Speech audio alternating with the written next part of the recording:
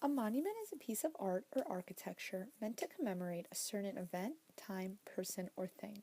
It can achieve this purpose by utilizing figurative devices such as symbols and metaphors. A memorial can also reveal its meaning in a more straightforward and literal way through logoria. The architect's choice of a more literal monument over a symbolic one can drastically change the meaning of a monument and how the commemoration process ensues. This idea becomes apparent in the 9/11 memorial, where its form, created by the use of names imprinted on marble, straddles the public private axis. This is a new monument building form that became extremely popular over the past 30 years and is a distinct break with previous monument building forms. The architectural era of commemoration on a public-private axis, achieved through the use of logoria and other imagery engraved into stone, was ushered in by Maya Lin, the architect of the Vietnam Veterans Memorial. All subsequent monuments, especially war memorials, stand in its shadows. This new form is evident in the Korean War Memorial as it was influenced by Maya Lin's work and contains the same architectural elements as the Vietnam Veterans Memorial. One may ask why this new form started to become increasingly prevalent in the late 20th century and continued in the 21st century. The reason for this is the nature of the events that they are commemorating. Unlike 19th century wars, such as the Civil War, 20th and 21st century events and wars have not been afforded the same level of unambiguity. 19th century battles often had a decisive victor, and for this reason, it was easy to symbolically represent these victories through the use of statues. However, there is no clear way to figuratively represent events such as 9/11, the Vietnam War, and the Korean War into a form of a commemorative statue. These events are too ambiguous and politically charged to do so.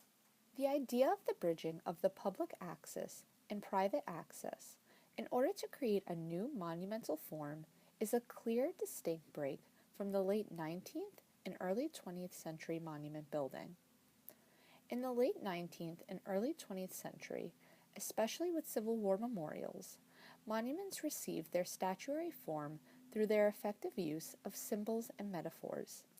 They also often alluded to the idea of power. The monuments were almost always strictly figurative and had no written elements. This speaks to the late 19th and early 20th century architects' value of the idea that less is more and the importance of letting the audience successfully interpret the statue. They were also used as reassertions of values during times of social and political distress. This is why a majority of the Civil War monuments were to military leaders who exuded confidence and made the general public feel more secure. In stark contrast to the late 19th century and early 20th century monument form, the 9/11 memorial has a personal feel to it. This personal identification may be nothing more than a name on a wall, but it is still intended and felt as personal. In order to achieve this, the builders adhered to the long-established rituals of monument building set in place by Maya Lin. The memorial was to recognize each person killed in the attacks in New York, at the Pentagon, and in Pennsylvania, as well as those killed in the bombing at the World Trade Center in 1993. In this way, the 9/11 memorial is sure to insist that we do not pass into a future that is forgetful to the atrocity of the events of September 11th. This is the same logic that is behind the Vietnam and Korean War memorials, as they also try to memorialize the tragic loss of human life in a straightforward and simple way.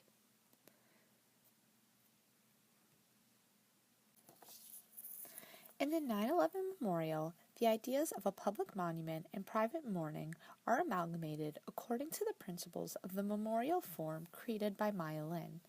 This form, through its use of logoria and other visual elements across a medium, such as stone or marble, is not distinctly private or public.